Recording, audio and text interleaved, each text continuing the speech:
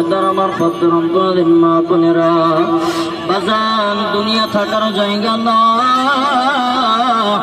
এ ভাই, কেউ দুনিয়াতে চিরদিন থাকার জন্য আসেন নাই, আপনিও চিরদিন থাকবেন না, আমিও একদিন থাকতে পারবো না। এ যুবক বন্ধু, আমার যুবক ভাইরা, আজকে তোমার আমার গুনার কারণে হাত না পাক, তোমার আমার গুনার কারণে পা না পাক, তোমার আমার গুনার কারণে চক্ষু না পাক, তোমার আমার গুনার কারণে অন্তর না পাক। বাজান এ যুবক ভাই, এই গুনাহগার শরীর নিয়া, এই হাত না পাক পা না পাক শরীর নিয়া কেমনে আমার মাওলার কবরে যায় থাকবা? যেই কবরে আলো নাই, বাতি নাই, সাথী নাই, ওই কবরে কিভাবে একা থাকবা? কেমন করে একা থাকবার যুবক?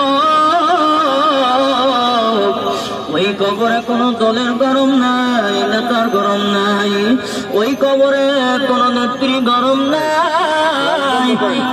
বন্ধু, ওই কবরে কেমনে থাকবা? খবর তোমাকে আমাকে দিনের মধ্যে 5 বার ডাকে আর বলে, খবরদার আমি কবরের মধ্যে গুনাহ লয়ে কেউ আসিও না।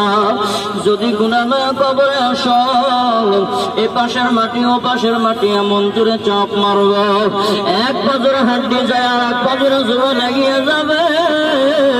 যেই কবরে কোনো সাথী নাই, বাতি নাই, যেই কবরে তোমার মাও যাবে না, বাবাও যাবে না, ওই কবরে তোমার ভাইও যাবে না, বোনও যাবে না। বাজান ওই কবরে কেমনে থাকবা? হিসাব কিতাব মিলে তারপরে মাওলার কবরে যাইও। এ যুবক বন্ধু, আমি অন্ধ, অনেক কষ্ট কইরা লেখাপড়া করছে যুবক, আমার বাপ ভ্যান চালায়, আমার রিক্সা চলে, আমার লেখাপড়া করেছে। আজকে আমার সেই বাপ দুনিয়ায় নাই, আমি একজন এতিম মানুষ।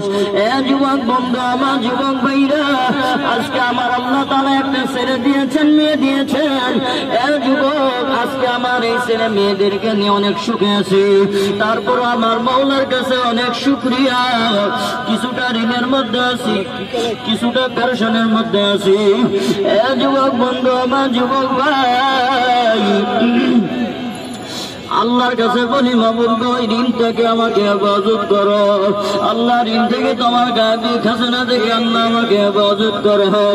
আল্লাহ, তুমি ছাড়া কেউ নাই, তোমার গায়েবী খাজানা থেকে আমার ঋণ থেকে পরিশোধ করিয়ে দিও। এ যুবক বন্ধু, আমার যুবক ভাইরা, সেই বাপের ভ্যান চালার টাকায় লেখাপড়া করেছি। আজকে আমার আব্বা দুনিয়া